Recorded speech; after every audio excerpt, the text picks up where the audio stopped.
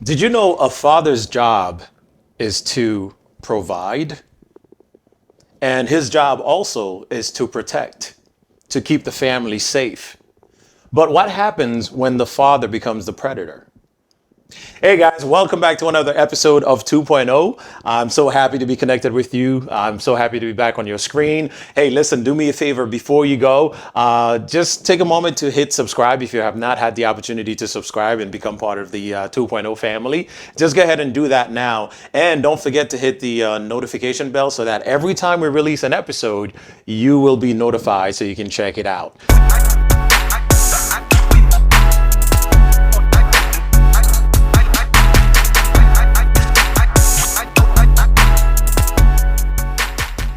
Today, I have the privilege of welcoming a guest on my show that's going to be talking about her story. And when you hear it, I'm telling you, it's going to blow your mind, right? It's going to blow your mind because, as I said, a father's job is to protect and to provide for the family. But what happens when the father becomes a predator? Well, that's what our guest is here to talk about. So it is my pleasure to introduce, to welcome to the set of 2.0 today, our dear friend, Sel Torres. Sel, welcome to 2.0. How are you? Oh, thank you for having me. I'm good. I'm very excited to be here. Awesome, awesome. It's a pleasure. It's a pleasure to have you here. I heard you speak a couple of months ago at a women's conference at my church, right? You were there? Yes, I was.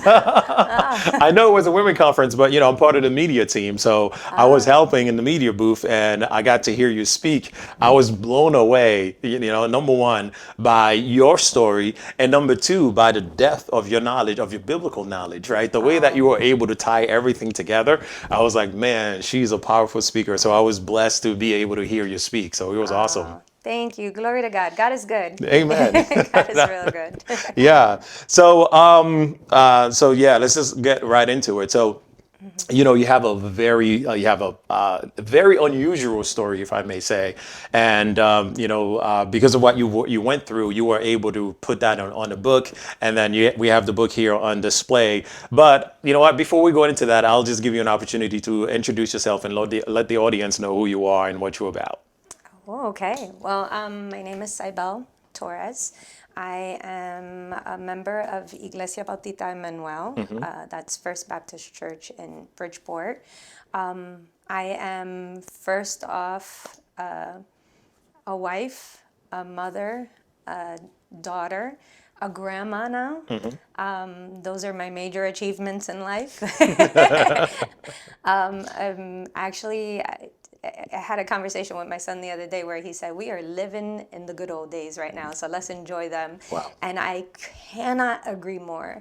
I feel like this stage of my life is the good old days, you know, and one day I'm going to look back on this and really be thanking God for it. And I hope it lasts a very significant amount of time.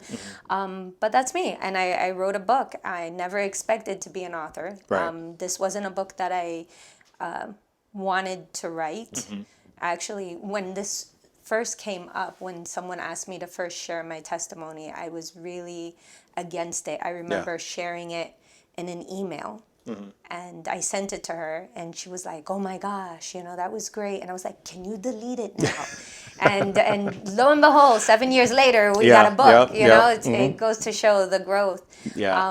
But it was just one of those things that I felt it was really pressing on my heart. I was very concerned with a lot of women, primarily women, because that's the ministry that I was called to. Okay. And I know that it is speaking to a lot of men. I actually had a conversation with someone just this afternoon. It was a gentleman who said that it helped him significantly, which I was very moved with. I didn't expect that. Yeah. But I was called to speak to the women, and so I wrote it for all the other women like me, all my sisters. Yeah. This book, in essence, is me coming back for all the girls like me to show them that there is hope, there is redemption, there is restoration, there is a light at the end of the tunnel if they hold on. Right. Right. And so that's why I wrote it. But it was a battle to get it out on paper, an extreme battle. Matter of fact, everything surrounding this book and the story and the testimony has been a battle. Like nothing comes easy. So now I'm just like rolling with it. I'm like, okay, where God takes me and places me, that's where I am at. But basically my story is that I was sexually abused from a very tender age.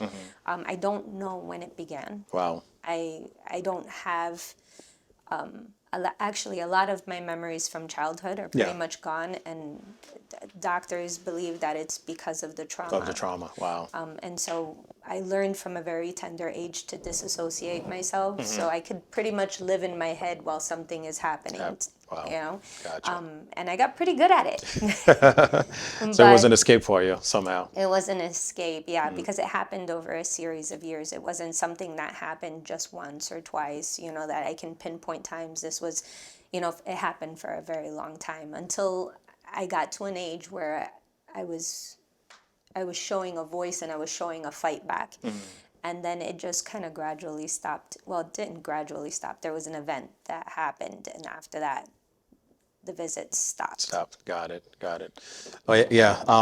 So one of the things that I wanted to do is, I wanted to read the book first before, we had a chance to sit down, just so I could have a little background or just familiarize myself with the story. And I have to say, reading the book or listening to the audio version of it, it was just mind blowing. So one thing I did say before we started shooting, if I ask a question and you don't feel comfortable answering, you could just let me know, you don't feel comfortable, you don't want to answer it. Okay. So that's one of the reasons why I like taping and then editing instead of going live, because, if you do live and, it's out there, it's already out there. It's But done. at least, yeah, exactly. At least, it gives me the ability to edit whatever, we don't feel comfortable with. But, all right. Okay, yeah. So as I was reading the book, and there were a couple of things that happened, I was like, "Wow, man, this is this is mind blowing." So it's interesting. You said you don't remember exactly when it started. So if we were to take a step back, what is like the earliest memory you have of the abuse? That's a very good question. I don't know about the earliest. There were times where I was trying to figure out how old I was. And I remember significant events like birthday parties, like the pool that I describe in the book. Right. I know I was small enough for my dad to pick me up and put me on, for him to be able to pick me Pick up. you up, yeah. That was shows. And how do I describe it? It's like when you pick up a child and you just kind of pick them up and you just prop them up on the Right. table. Yeah. You know, that measurement of the arms to the Oh, table. yeah, where yeah, you're trying to get. yeah, exactly. So I knew I was small. Right. And I was always very tall for my age. Okay. So I knew it happened when I was short enough to feel like, because the pool was only 4 feet deep and I could drown in the pool. Wow. So I was definitely below 4 feet. Okay. But that was kind of like one of the pinpoints that I got, that I was like, man, I was really small. But I don't know too much. Like, even when I go back in my regular memory, like, good memories are gone too. So it's not just the bad memories. Like, my parents showed me pictures of when I was little, and I was like, I don't remember any of it. Wow. Yeah. And that is crazy. So it's like, because it's been happening so long, it was hard for you to pinpoint, exactly when it started happening. Yeah. I got to say, that's, it was very heavy for me, reading the book, because, I can understand the impact it has on you. And, to see, what you've become today, it's just fantastic. It shows the power of God, because it feels like all throughout the book, as I was reading it, it seems like God's hands was upon you. So I think that's the only way you were able to survive and become the person that you are today. Yeah, no, definitely. It was very evident that God was involved. One of the things that didn't make it into the book is that I do have an early memory. So, the abuse didn't happen to just me. What happened to me is definitely unique. Okay. But I have a sister and a brother, and they both suffered my father's abusive wrath, because he was a very heavy drinker. Okay. And my poor brother actually struggled with a lot of the abuse. Oh, man. So much so that he ran away. Was it the same type of abuse or different? No, his was just physical beatings. Okay. And it was pretty bad. Like, Right. I remember talking to a friend the other day, and I remember that when my dad came home, when his car pulled up in the driveway, he drove a red Chevy Nova. It was a 70-something red Chevy Nova, so the engine was loud when it pulled into So the you could hear him driveway. coming, yeah. So when I heard the car pull into the driveway, I instantly peed on myself. Wow. That's how scared I was of my dad. Wow. And I would run and I would clean up really fast and then find the place to hide. Mm-hmm. But that was the environment that we were growing up in. And so it wasn't just me. You know, my mom suffered abuse. My brother suffered abuse. My sister suffered abuse. Wow. This type of abuse, sexual abuse, Yeah. I hope it was unique to me. But everyone said that it was just me. It was just you. It was just me. And how long exactly did that go on for? I know it ended, I know it was prior to high school. I think I was in middle school, like 7th, 8th grade when it stopped. So was there anybody that you trusted enough to share that with? Did you talk to anyone about it? I did. So I went to one of my siblings, but of course, you know, like, you're so little at the time, you know, and then kids immediately, like, stop it. He wouldn't do that. Right. You know? And that's all I needed, for someone to shut me down just once. Wow. You know, for someone not to believe me just once. And it silenced me. How'd you feel about that? At the moment, I was running away from what was happening. So that was actually the night that I describe in the book that my mom beat up my dad really bad. And she caught him at the end of the stairs, and she beat him up like right when he left my room. Right. And so I ran to my sister's room, and I told her, and she was, in her defense, she was waking up to this whole big mess of chaos happening. And when I talked to her now, she was like, I wish I would have known, you know. And I did tell her, I was like, well, you were the first person I told. And she was like, I really don't remember saying that to you. Wow. But we were all under an extreme amount of pressure and fear in our household. You know, so we all walked on eggshells when my dad came home. Wow. So you never actually shared that with your mom? No, I assumed she knew based on that event. And years later, it was my now husband when we got married. So I think I was 38, 39 years old when my husband had a conversation with my mom, and he came up and he was like, because my mom lives downstairs from me. We have like a two-family home, and so he came up the stairs and he was like, hey, I want you to know your mom doesn't know. Wow. And I was like, what? And he was like, because I just heard the same exact story that you told me about that instance, and her version is different. And I was like, what? And that's when I had the conversation with my mom. And by that time, my dad was already gone. Gotcha. He had died. Yeah. And you talk about that in the book a little bit. So why don't you just go into that? Because that's the moment when your dad was coming out of the room and then your mother actually ran into him, right? And that's when she attacked him. And it seems like to you, you felt like maybe she was vindicating you, right? Because you thought somehow she found out what was happening. But it seems like it wasn't the case.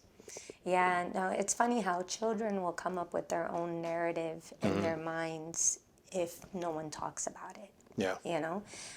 So there was a night that my dad came to my room. It was the last night.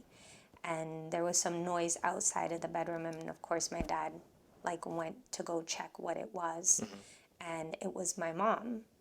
And they managed to get all the way down the stairs because my bedroom was right by the staircase. Okay. They managed to get right down to the stairs, but there was just so much screaming. And when I came out, my mom had my dad cornered in the bathroom, and that man was gushing blood. She beat him up bad. And if you saw my mom, my dad is my height, probably a little taller. Yep. And he's a mechanic, a carpenter, so he's a He's strong, guy. He's strong, you know, he's picking up sheetrock by himself and putting it up. He's a strong man. Yeah. And my mom is maybe 5 feet tall, you know, but she had him cornered in the room and she beat him up so bad. And I thought in my mind, I actually thought that she knew She figured it out, Yeah. and she rescued me, and she was my hero. Wow. And that's where I left it. In my mind, she was my hero, and that's where it needed to stay. Yeah. And I ran to my sister's room. That was the night that I told her, but she was caught up in all of the chaos Everything as that well. was going on, yeah. And we were all just trying to pull my mom off of my dad that night. And then that day was the day that they went their separate ways. They separated. Oh, wow. And when they separated, I remember my dad went to Puerto Rico, and he came back, and that is what shook me. When she decided to take him back, I didn't understand. Wow. But I knew that she cried a lot, and I felt responsible. And I don't know why kids do that, Yeah. but we do. We tend to feel responsible for our parents' suffering. Got you. Did you feel betrayed because your mom decided to go back with your dad? You know, oddly, no. No. I didn't feel betrayed. For some reason, I understood her, and I wanted her happiness. Like my mom is the type of woman who gets up in the morning, opens her Bible, and reads her Bible and prays. And she's always speaking encouragement onto her children, and like she's the epitome of a perfect mom. Right. She really is. She was blinded by this just as much as everyone else was. And so when she decided to take him back, I was already a teenager at this point, Okay. and I was dating. And when he came home, I think I lasted maybe a year, 2 years, and then after that I ran away. So your father came back to the house, and then after that, you were only around for about a year, and two, and then you ran away. And again, I don't have like the time spans, right? But I know that I ran away. The first time I ran away, it was when I met my children's father. Okay. And so I ran away with him, but we were only 14. Wow. So our parents brought us back home with the help of the police. Wow. And then I ran away again. And then that time, of course, like what was heartbreaking was watching my mom hurt about it. But I was like, you can't expect me to stay. Yeah. And then I had already gotten pregnant Wow. from my children's father, and so it was an odd situation because I remember I was a freshman in high school, and I had just gotten pregnant, and my dad, well, me and my ex, we went to go confront my dad and tell him together. Yeah. And my dad's response, he was on crutches, which Right. was very strategic. The man was always prone to some type of injury, right? And so he fell down the stairs and broke his ankle. And I was like, this is the perfect time yeah. to tell him, you know, because he can't hurt you. He's injured. He's down. And so we told him, we were sitting down in the living room, and we told him, and he got up, walked to the other room, grabbed the crutches, and came in the room swinging at you? at him. Oh, at him. At him. And he, like, I don't think he had, like, it's one flight of stairs, but it kind of curves. Yeah. He made it in one jump all the way down. Wow. And he chased him. My dad chased him with a the broken broken ankle. ankle and all. Chased him, swinging the crutches at him. Yeah. And then came back, and I was scared out of my mind. I literally assumed the fetal position in the corner of the living room, and I was just scared, and my mom was crying, and everybody was scared, and everybody was trying to find the place to hide. Yeah. And he came back, and he was like, he is not going to be the father of that child. Wow. If there's going to be a father that child knows, it's going to be me. And that sent chills up my spine. And I was like, what if it's a girl? Yeah. And that was just, I know it happens to young boys as well, but in my mind, that's what happened. I was like, what if it's a girl? Yeah. And so I waited a few days, and when my window of opportunity came, I ran away. Wow. And I ended up living with him and his family for a few years, and then I think by 17 I had my own apartment. Okay. And was raising my daughter, and then I was pregnant with my son. Wow. It seems like this, this whole experience kind of like forced you to grow up pretty quickly. Yes, really, really fast. And when you become a mom, it's it's funny because I was talking to somebody the other day who had been dealing with a lot of trauma throughout their whole life. And it never bothered them until they became a father. Yeah.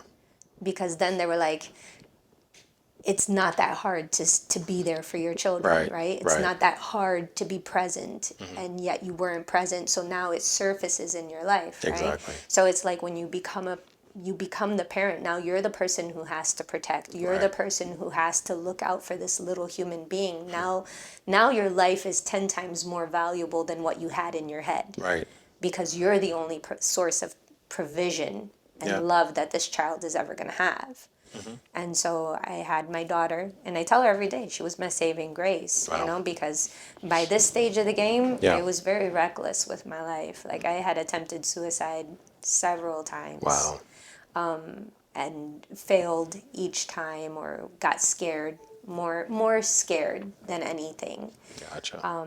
Because, believe it or not, we grew up in church. Wow. So we went to church faithfully. So, that's pretty interesting to me, right? As I was reading the book, you said you guys were heavily involved in church, right? You were still going to church, and all of that was happening. And for some reason, you were able to keep it quietly, right? You shared it with your sister. You didn't talk to your mom about it. Was there anyone at the church that you tried speaking to about it or tried telling them about it? No. Okay. No. I mean, there's something to be said about the first person. The first person sets the tone. Yeah. So Gotcha. Yeah. when the first person doesn't believe you, you just assume. Automatically assume no one is going to believe you, right? Exactly. Especially that's your one sister, right? The closest person to you. If they don't believe you, then no one else will, right? Yeah. And especially, I think you said your dad held a position at the church, so he probably was in high regard. So people probably wouldn't believe if you were to say something like that. Yeah. I mean, and so I did talk to my mom on several occasions, and she read the book several times. And so my dad didn't actually hold a position. Okay. He just drove the church van. So he picked up the youth and drove them to church. And a lot of the youth, especially the young men, navigated towards him and loved him. Gotcha. And so it was kind of presumed he was in a position of leadership, but he was not. He was never given a position of leadership, like a title or anything in that regards to the church. And he was also, like in the beginning, he was kind of in and out. He was attending because he had jealous rages over my mom, and because my mom was a faithful church-going woman. Gotcha. And so he went to protect, his wife, so to speak. But then he got involved. He got involved in the church. And I remember growing up that he was always involved with something in the church. He was in a lot of the church plays. So when I say that he was involved in stuff, he was very, very involved. Yeah. But he wasn't like a deacon or anything like that. Okay. And, going back to the experience that you were expressing as motherhood. So how did that experience impact your motherhood experience? So not too long ago, I had a book launch, right? And my son was the guest speaker at the book launch. Okay. And he spoke about it. He said, my friends made fun of me because I slept in my mother's bed until I was 8 years old. He said, but it was me, my sister, and my mother. We all slept in the same bed. We had our own bedroom, but we slept in the same bed. Wow. And he said, and now looking back, I understand why. Yeah. And was that while you were married? While I was married, yeah. Actually, even while we were married, most of the times he was never home. Okay. And he was always working like late night shifts or stuff like that, so the kids always slept with me. But that was usually the hour that things happened, when the lights went out. Of course. Everyone was asleep. So that was the hour where, and you know what? It didn't even feel like paranoia. It just felt very natural. Like I just want my kids sleeping with me. Okay. I just want to watch them. And I remember one time my daughter I had to find a babysitter because, I had to work, I had school, I had them in high school. Yeah. So I remember having this feeling, and I left, and I went straight to the babysitter's house, and I found my daughter being watched by her 3 boys. Oh. Because she had an emergency. She said, watch the baby. Yeah. I have to take your sister to the hospital. totally understandable. But from a girl like me, Yeah. Yep. I just grabbed my daughter, picked her up, and the kids were all like on their PlayStation. She was in her playpen. Okay. And you know what? Until this day, like I look back and I'm like, did I do damage? Because Rebecca was always so scared of men. Like if a man walked in the room, she would be like grab stuff. But I think it was me. You know, like I did that to her. Yeah. So it's You like know? you passed it on Yeah. unknowingly. You know. Yeah, she was always scared of like a stranger coming in the room. She would panic. She would run behind me. She'd grab my leg, but it was definitely me. And then there was also like if somebody grabbed her and picked Yeah. her up and put her on their lap, like I instantly walked over and grab. took them off, you know, Right. and everybody knew I was angry.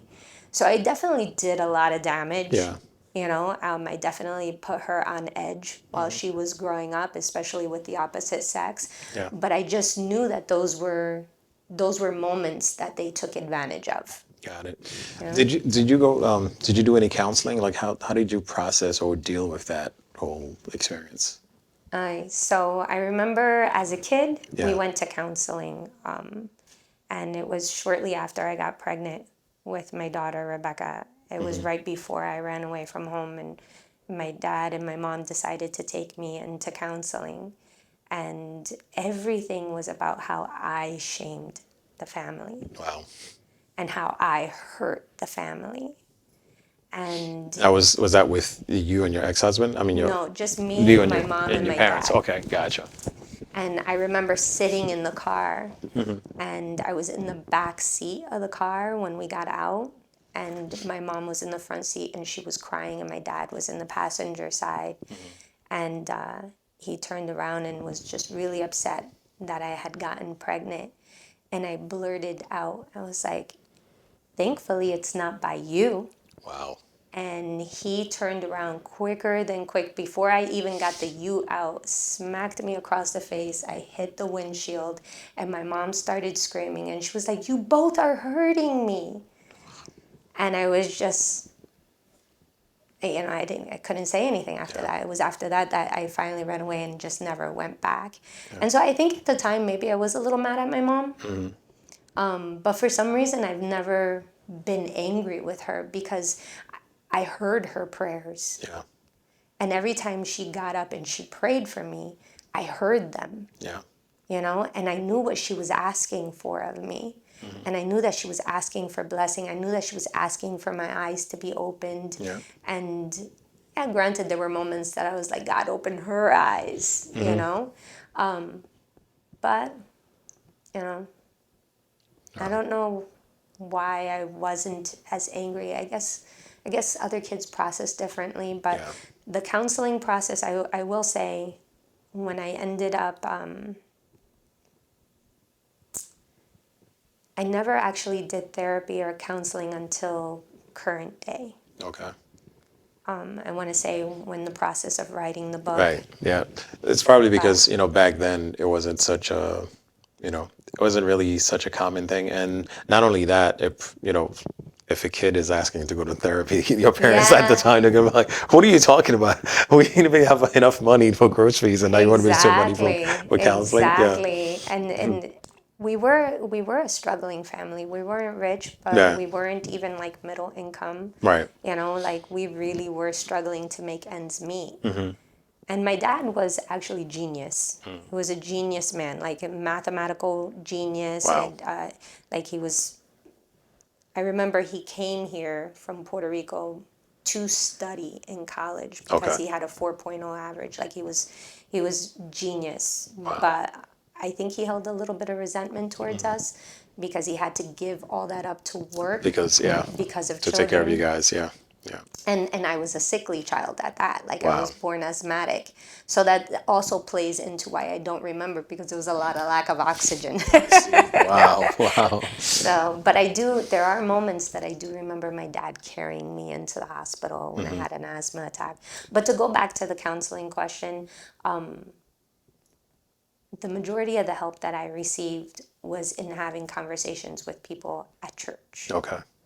So when I listened to a sermon, when I listened to someone at church giving counsel to someone else, all of it was just like I was like the sponge absorbing all of it. Yeah.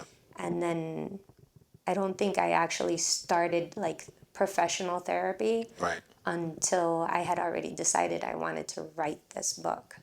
Gotcha. And then, and even that, like I was even annoyed with therapy, to be quite honest with you, because I was like, yo, I gotta pay you to get through this, you know, like, but I will say that in the small group sessions, talking with friends who were believers, who encouraged me, who prayed for me, who uplifted me, who held on to my secret as an adult, Yeah. you know, those people helped me. The way God used them to help me. Sometimes they were speaking about someone else, but it resonated with what you. I was Yeah. going on, you know, Yeah. what was going on with me emotionally and mentally. Yeah.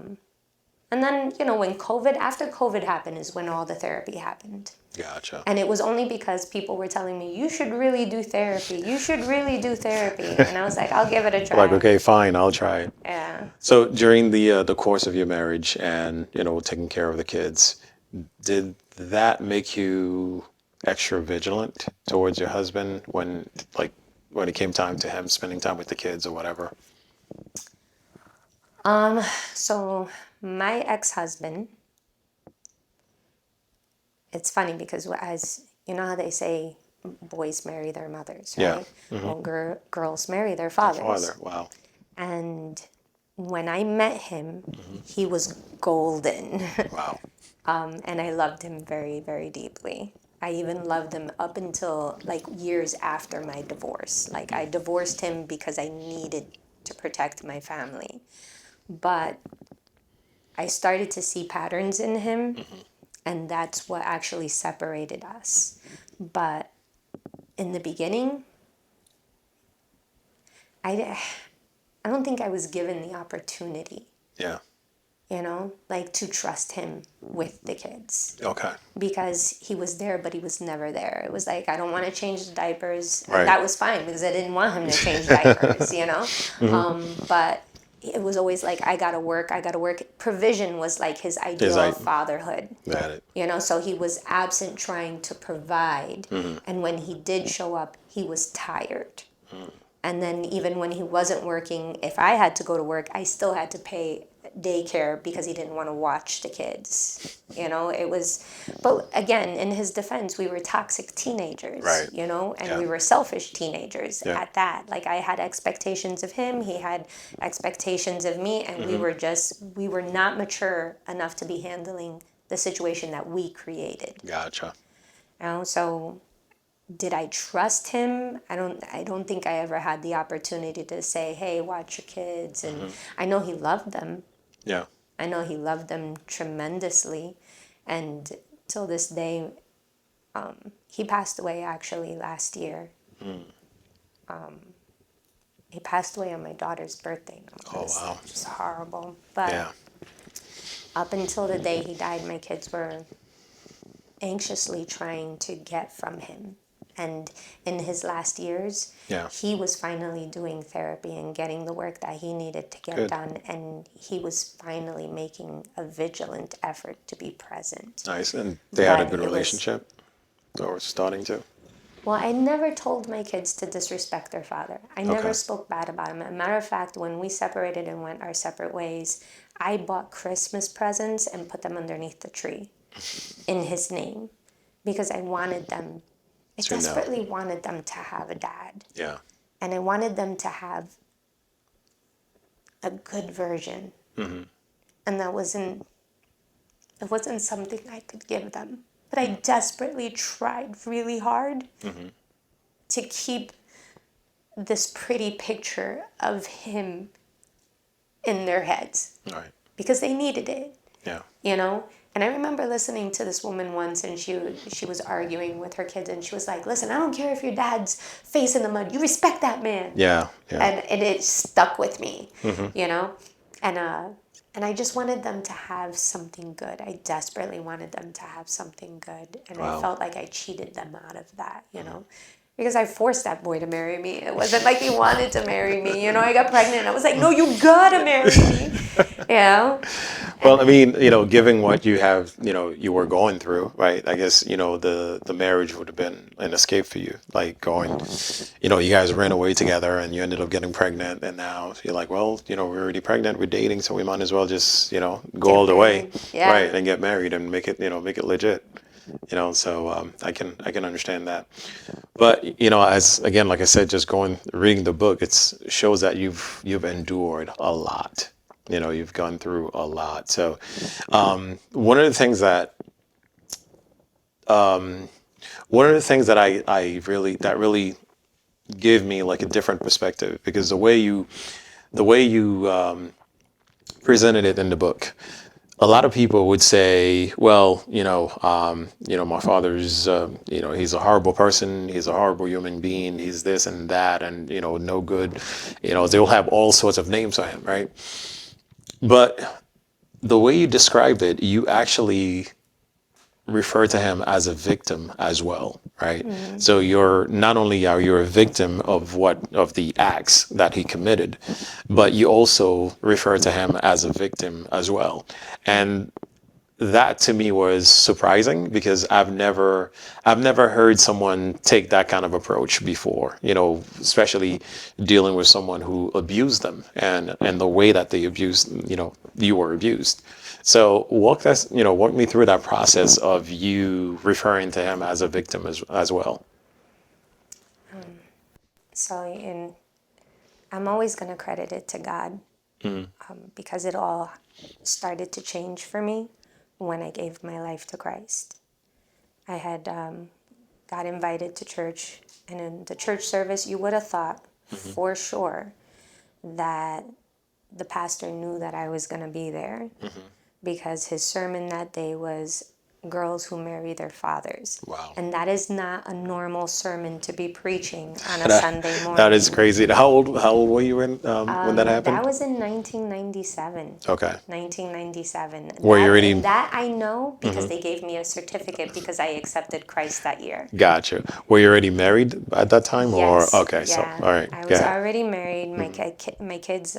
So my daughter was born in 93. My son was in 95. So both of them were already born. Okay. And they were little, and I dragged them both with me to this church, and I accepted the Lord that day. Yeah. And from that day, and I'll never forget it, because I was on my knees, and people must have thought I was a crazy person. Because I was on my knees, I was crying, I was laughing, I was screaming, I was laughing. I was just like, all the emotions were all happening. Yeah. But when I left, it was like my eyes were opened. And you walk your whole life blind, and when your eyes just suddenly open up like that, and you see it so clearly, and then you start reading the Bible, and suddenly what felt like Shakespearean now just makes total sense. And I'm like, oh my gosh. And so the more I read, and the more I read, the more God started to download things into me. And like, I would be sitting in bed and I'd hear a question, and I'm like, that's a good question. And I'd have to research the question. Yeah. And of course, there were things that were happening in my life. So all the horrible things, so when you're victimized at a very young age, Yeah. you start to feel very entitled in your self-preservation. You're entitled on your happiness, on what brings you joy, and so you don't care who you hurt to Right. get it. And so when I look at the world and I see people like that, I'm like, man, they're still walking in darkness. They're still walking very blind, because they're walking in hurt. They're not walking in the light. They're walking in their pain. And so in all of that, I did some horrible things, and I hurt a lot of people. But then when the lights were turned on, Yeah. I was suddenly the bad person. And then it was like, God was like, now I want you to look at your father. And then I started asking questions. And then certain memories started rolling back. Right. And then it just all made sense to me because I was slowly becoming this horrible person. And I had done some horrible things to some people. Wow. And like I interrupted a marriage. I was the other woman in a marriage. Oh, wow. And the Cybele you see before you would never do that. But I did back then. Yeah. Because I was like, don't I deserve happiness? You know? And it was safe because he was in his marriage and I was, still raising my kids, and he couldn't come and interrupt my life with my kids, and he would have no say with my kids. It was safe. Wow. But there were heartstrings that were being played, and so I had done some really horrible things. And then when I was caught, I wanted grace. Do you feel like you were acting out? Oh, definitely. I was definitely acting out. But I can't make excuses for that behavior. I have to own them. Of course. I did some horrible things, and not just once or twice. Like, I did this a lot. Yeah. I stole, I cheated, I manipulated people to get what I want. I remember my ex-husband, actually I was thinking about this memory today because I was looking at my wrist and I have a scar from cutting myself. Wow. And it was a suicide attempt, but it hurt too much. But my ex-husband was trying to leave me at this time. So I tried to end my life, and I was like, oh, no, that hurts too much, can't do it. Like, literally, that was the only reason why I didn't. I was like, it hurts too much. And so I looked at the blood, and I was like, oh my gosh. And I ran down the stairs and started hitting his car window so he could see the blood. Yeah. To manipulate him to stay with me. Yeah. That's how off and twisted I was. Wow. Like, I was really off. And I look back on that time, and I don't feel any shame associated with it because, again, I was walking with blinders. Of course, yeah. I was walking through the lens of trauma. And now that God has shed this light, and now I'm this new transformed person, like, I recognize every day that the person that I look at in the mirror is a miracle. Yeah. Like, I recognize that. Absolutely. And that's why I'm very transparent with it, because there's a lot of people who are walking around saying, well, if you knew what I've done, you wouldn't be that graceful. Wow.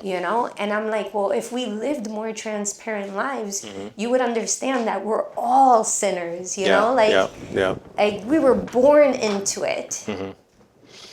So it's like, the pain and the trauma that you had gone through were manifesting in different ways. Yeah, definitely. So when it came to taking a look at my dad, there were all these key memories that came up. And one of them was when my grandma came to visit, and I didn't know she was my grandmother because the woman that I knew as my grandmother was definitely not the woman in the kitchen that day. But my dad resembled her. Okay. And I was just like, who is this woman?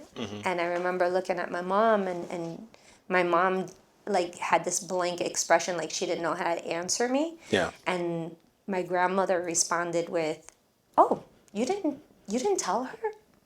And she was like, no. And my dad's face like dropped, like you could tell in his face the heartbreak. And he was like, she just sat there, and in her defense, like she was a teenager when she had my dad, like me. Wow. Right? That's crazy. And she was a teenager. She was in a really bad situation. Her brother was older, and his wife could not have children. So she was like, so I gave her Belto.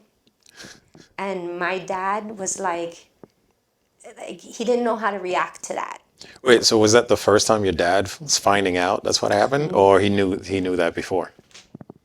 I don't know, actually. I don't know. Because, so he was given up for adoption to his uncle. Okay. Right? But that's who he knew as his mother and father. Okay. But his mother was paid to babysit him. So it's like the story of Moses. Yeah. She was paid to babysit him. And then she had more kids. She found a new guy. Yeah. She had more kids with that guy. And they all came together to take care of him. And so he watched his mother leave every day with his younger siblings. Wow. To this life that in his head was a happy life. Yeah. Yeah. Yeah. And he's always felt rejection from it. And then his father was an alcoholic, and his mother and father had a very toxic relationship. Wow. And I never knew it until I had a conversation with my mom about it. My mom was like, no, it was really bad. They were very abusive. Like, I have never seen abuse like that. Because my mom came from this wholesome marriage between her parents, and then when she got there, she was like traumatized by them. And they were very abusive. And this was the environment that my dad was left into. Yeah. You know? And then my grandfather, his adopted father, is who I knew as my grandfather, but he practiced certain things that weren't normal. Like, they always, like on the island, they all say that they're Catholic or that they're Christian, but they synchronize a lot of occult practices. Gotcha. And so my grandfather was one of those that was always doing like the little, to bring the good spirits to protect and stuff like that. But it was all witchcraft. They would never own that it was witchcraft, but it was witchcraft. Wow. And so all of this was the environment that my dad was growing up in. And he dealt with rejection. And I remember that day when she came to visit, I was standing by one of those like ventilator heaters, and I could hear into my parents' room. Yeah. And my dad was just crying, and I never hear my dad cry. Right, He doesn't cry, He's like man of steel. He doesn't cry. Like, he's just very hard, but never ever cries. But that day he broke apart, had a total breakdown, and was crying and yelling at my mom, saying, "She talked about me like I was a puppy. Wow. Like I was a puppy." Wow. And shortly after, he tried to take his own life, and we ended up in the hospital. He was in the hospital for a good while. He was retained because of the episode that he had. So this was a deep, deep wound for him. And then back then on the island, a rite of passage was to take you to a whorehouse for your first experience. Really? Yes. Wow. So, I mean, all of these things that they did to him, with women who are twice his age. His age, yeah. And like, all it did was ignite untamed passions in him that he wasn't mature enough to handle, obviously, because he was a kid. Yeah. But like, all of this resulted in a desire that he could not manage at all. And so now, being in the shoes of the person who wanted grace, and now looking at my father, like that whole situation, I was like, man, I can't believe how God would even use that, because God should have rejected me in that hour. Yeah. Instead, God was using it to show me something. And so one day I just looked at him and I just saw him in a prison cell. Wow. And I was just like, oh my God. And then it hit me. There's these puppeteers behind the whole thing. And they're pulling the strings, and they're hurting all of us. Yeah. I don't know. I mean, I'm sitting here listening to you. It's like, I got to give you credit. Well, guys, I hope you are enjoying this wonderful interview that we are having with our dear friend Zybel. Listen, I'm with you. It is heavy. I can't imagine someone having to endure such a tragic experience. But you know what? Through it all, she's finding ways to cope with it. She's finding ways to deal with it, to overcome it. So, kudos to her. And listen, if you find yourself to be in the same situation, I just want you to know that there is a hope, and seek help. Talk to someone. Now, I understand, similarly to Zybel, maybe the first person you spoke with did not believe you. But I encourage you to continue to talk to people until someone listens to you and they help you find the help that you desperately need. Feel free to reach out to Zybel. She was more than happy to talk to you and walk you through the process. That's what she's here for. That's her goal as the reason why she wrote this book. It is because she's trying to reach out to the other Zybels that are out there. So feel free to reach out to her and connect with her.